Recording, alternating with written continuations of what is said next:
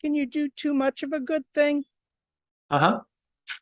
Yeah, so that's a good question too, Danielle.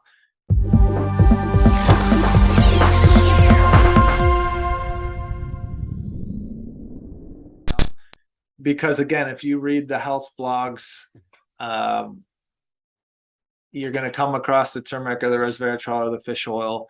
And often with patients, I've talked with patients before about inflammation. And the omega-3s, the omegas are the essential fatty acids are a good example because remember, if we talk about essential fatty acids or EFAs, right, that word essential is we can't make them, so we have to consume them.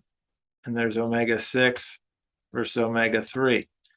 And the sixes are pro-inflammatory, the threes are anti.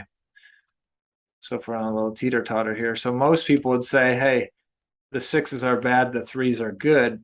Well, that's not true. Remember, they're all essential. We can't get them unless we consume them. So if they're out of ratio, yes, it's possible the sixes could be bad in a case if they're too high because they're starting more fires than we can put out with our threes.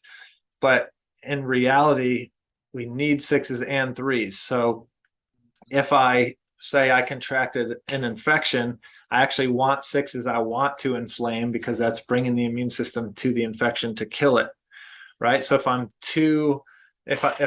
taking too much of a good thing, like you asked Danielle, if I'm taking way too many grams of fish oil a day, so I'm way too omega-3, way too anti-inflammatory, well then maybe that infection gets a greater foothold before I respond because I'm too anti-inflammatory. I can't mount the inflammatory response I need to get on top of it as efficiently.